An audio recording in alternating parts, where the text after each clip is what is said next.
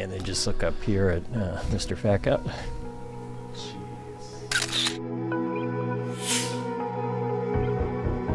This is Inside Look. I'm Jeff Lyons, along with Aaron Santini from 104 FM WIKY. You've probably heard us on the radio every afternoon. Yeah, for 7 years now. Has it been 7? 7 years of, trying to fill that time when there's nothing to talk about weather-wise. Well, this is the great challenge because usually we're filling like 20 seconds. And yes. now you're going to, fill 15, 20 minutes or, all right. Depending on whether we get the hook out and just pull you straight off. So, but the reason we're doing these podcasts is just to chat, just to have a conversation. A lot of people don't know much about you. They hear you on the radio. You have little snippets about being a dad and so forth. So we'll get into that stuff pretty soon. I feel like this will be exactly like our lunch conversations that we have regularly. It will be. I've recorded those, but there was too much clatter in the background. So waitresses and all your adoring fans coming up for autographs to the table. That's exactly what it is. So we are sealed off here, cloistered to do this thing. Well, first off, you're the program director at Wiki, which is a little different from. And by the way, I've talked to the Galaxy of Stars at WIKY. Yeah, you've gone through the whole gambit, haven't you? I know, and I don't want you to feel like, well, you were sort of an add-on. It just was scheduling the other folks, Well, you know this. You work with them. Yeah, I just assumed it was, by order of seniority. Very good. So. Yeah, I'll say that's what it was. Okay, so anywho, you're the program director over there. What does that entail? Like, what are you doing when you come into work in the morning? You have a desk job before you get to do the fun thing, right? I do. Yeah, the real job before the fun job. Yeah. So program director, operations manager, sort of interchangeable. What that means is everything that goes on the air for WIKY, and really all of our radio stations, I kind of have to be the gatekeeper of that. That's really what it amounts to, making sure that we're putting the product out that we should be putting out, and keeping the DJs in line, that sort of thing. That's the bulk of the job. Okay. You ever have to give anybody double secret probation or make them? Yeah, I mean, so like with any management position, Sure. There's the occasional incident that has to be dealt with. Right, but we're not going to talk about that kind of but stuff. You're turning red the longer you talk on this, so we're not going to go into that. Actually, I had hidden motives here because I want to talk about your time on the water, and we'll get to, I know you're probably over that, but I'm not. So start us out. So Aaron Santini grows up in Michigan. Yeah, Northeast Michigan, in a town that even people from Michigan don't know. It's Rogers City, Michigan. The Lake Huron side, about as far north as you can go before you're in the Upper Peninsula. Okay. Quite.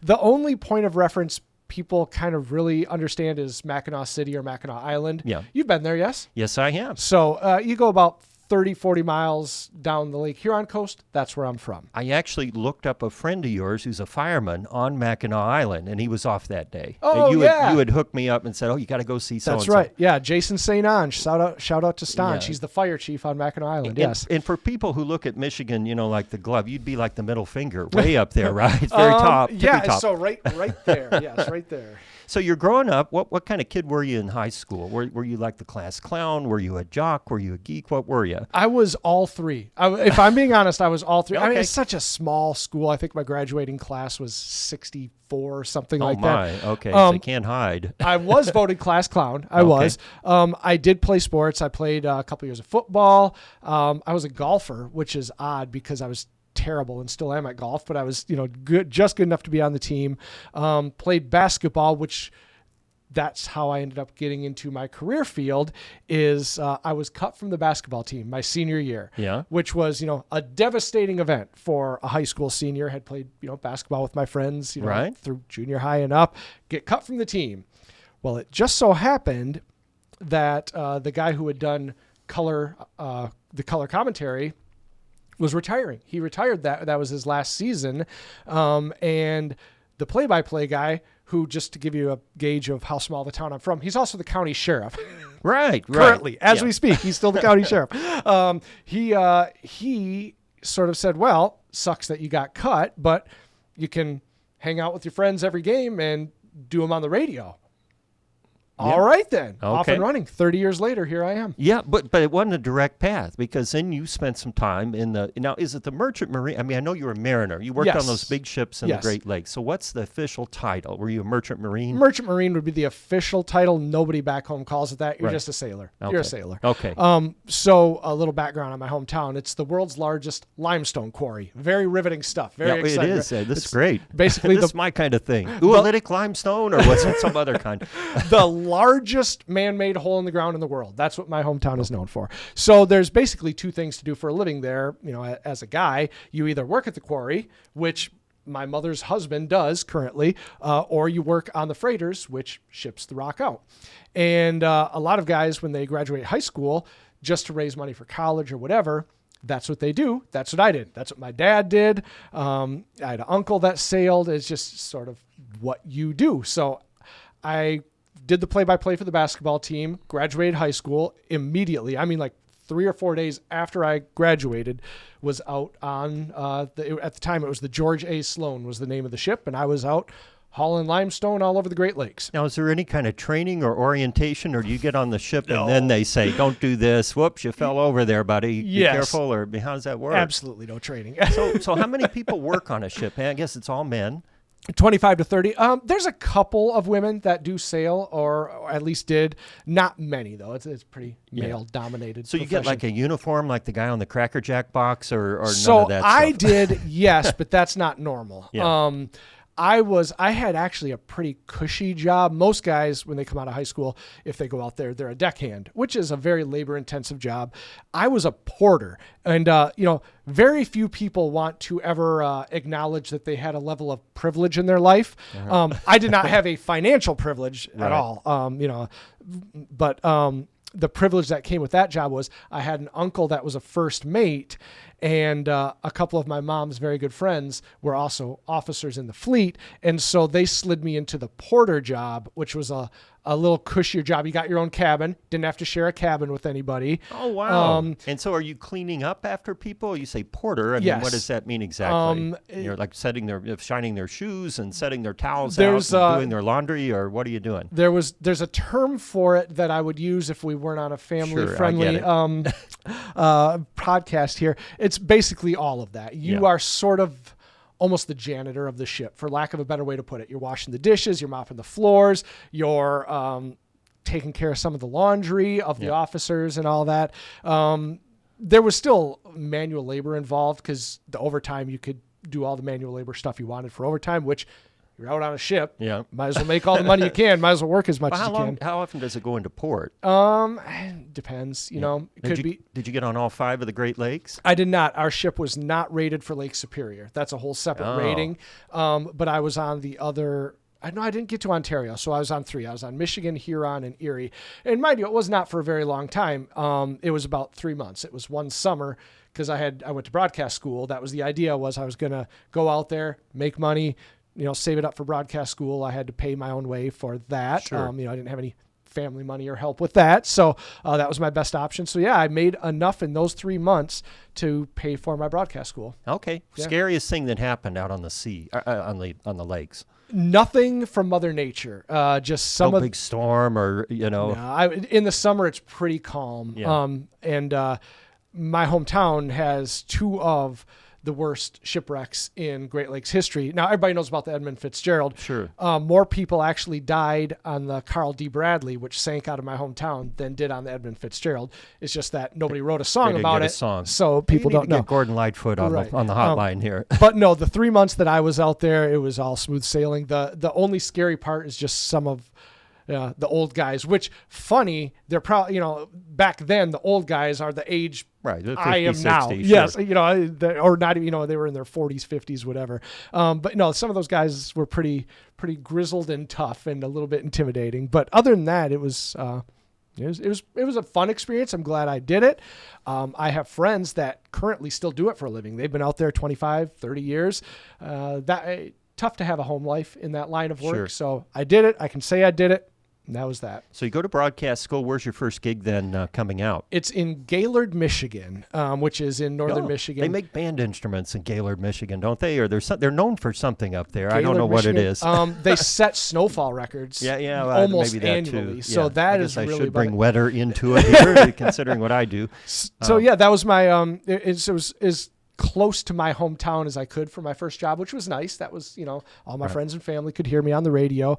So that began my journey, much like you're kind of unique though in the broadcast field in that you've stayed in Indiana, right? Pretty much. Yeah. I've only worked here, and I worked at one other station in Terre Haute when I started out. So I basically lived my entire life within about 100-mile radius. Went to school in Bloomington. So that's a nice way to put it. I'm what did you say, an anomaly? Or it's unique in this industry because most people do have to move market to market, city to city, state to state. My journey was from northern Michigan for my first job to South Louisiana, which you mentioned that you've kind of gone through the gambit of the Wiki personalities. Right. I don't know if this came up. So Dennis John Bailey, the Wiki Morning Show host. Hattiesburg, Mississippi, right? But he graduated high school in Lafayette, Louisiana. That's right. Okay. Jay Zimmer, WIKY news director, worked at KVOL radio station in Lafayette, Louisiana.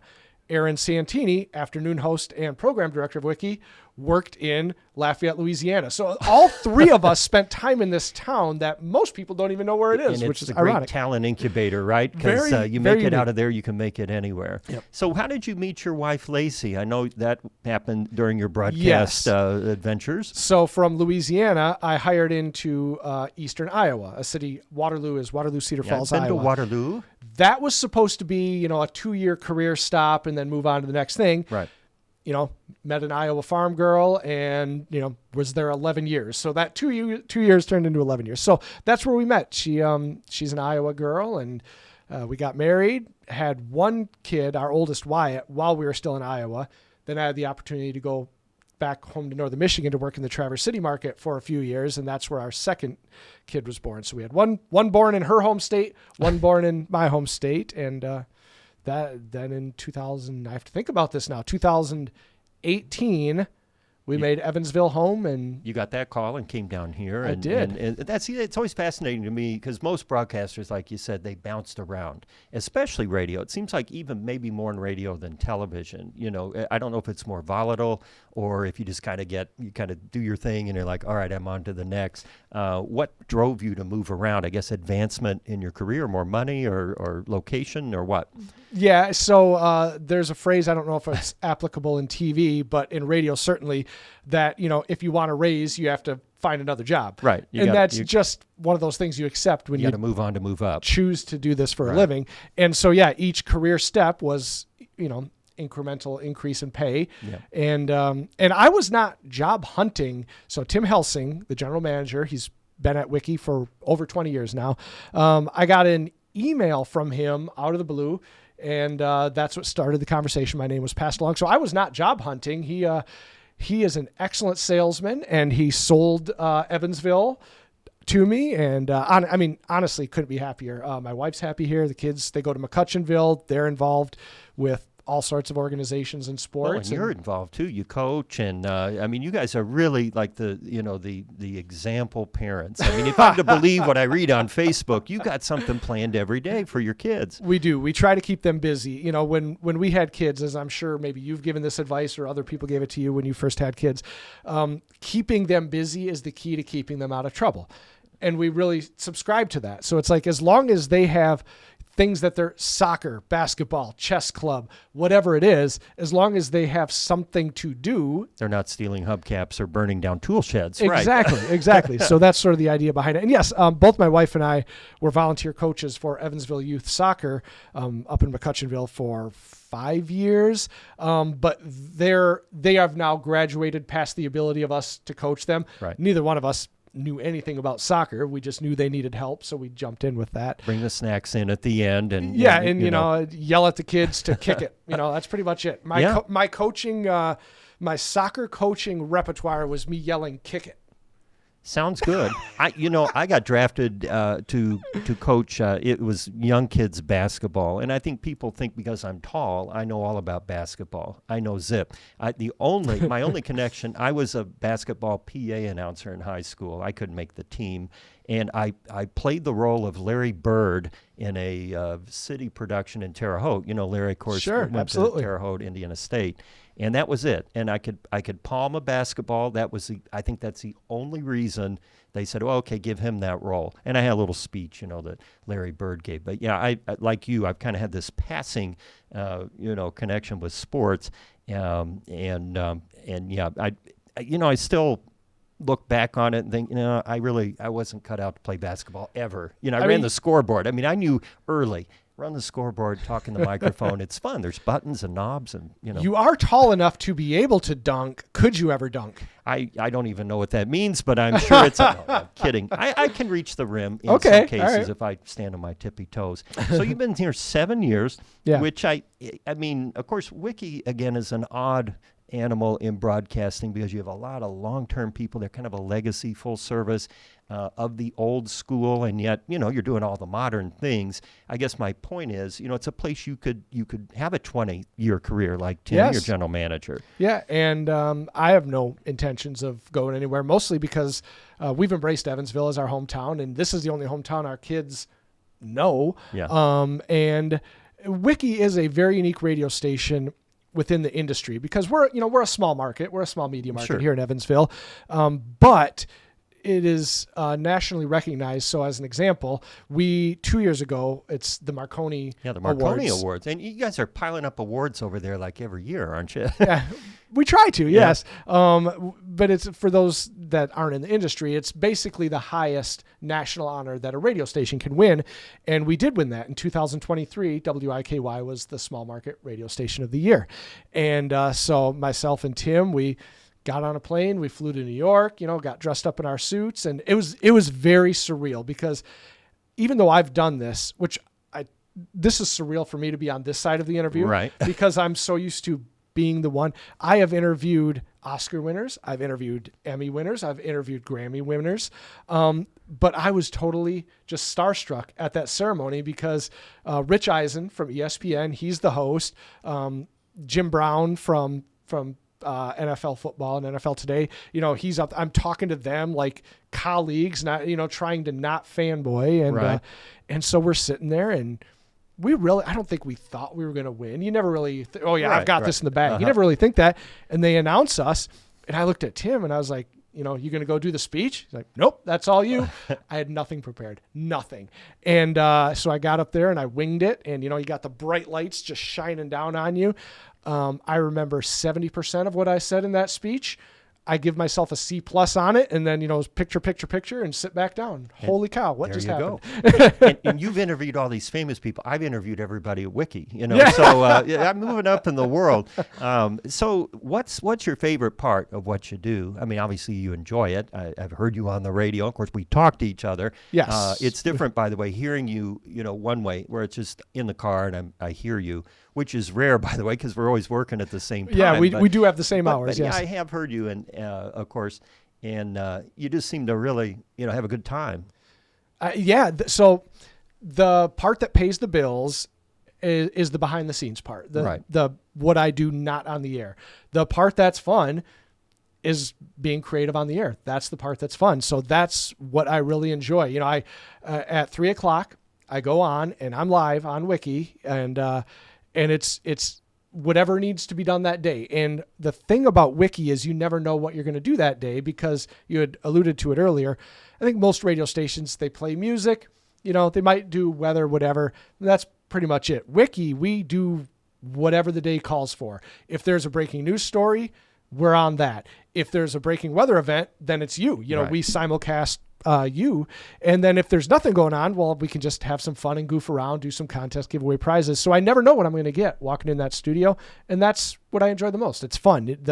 Every day is different. It keeps it fresh, right? It does, yeah. It's not a routine. There is no day, there's never been a week where I've walked in that studio and one day was the same as the previous day. It just doesn't happen. Yeah, and sometimes people just knock at the door at the station, right, to peek in there and see what's going on. Do you ever let them in? Or So if you've been in our facility, I mean, you've Many been, times, but anybody else that's been in the facility, the Wiki studio is glass Sure. From the lobby.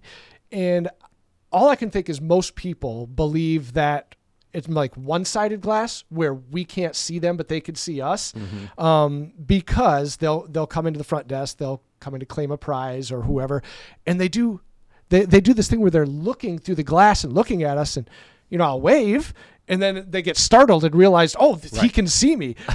So that part's, and that happens nearly daily, almost daily. Or somebody will bring a kid in, and a little kid will toddle up to the window and just stare at us, and we'll kind of, give them the binocular eyes back. And, a lot of them thought they were at Mesker Park Zoo, by the way. We're all neighbors up here. So they looked in and, that wasn't what I was expecting at all, right? But I do, if I'm not in the middle of doing something or, not obviously on the air, and if I can tell that they're curious, I'll invite them in, I'll wave them in, and they think it's cool to come in. They usually take a picture in the studio, push a couple of buttons, and send them on their way, right? So what's coming up this spring and summer for you? Which sports are you going to be involved with, or have you kind of stepped back and now you're just a parent spectator for your kids? Yes, and so we, our boys are playing soccer, or they did through the winter at Metro, which is an indoor facility, and they have professional coaches. So for the first time, really, in 5-6 years, neither my wife or I, was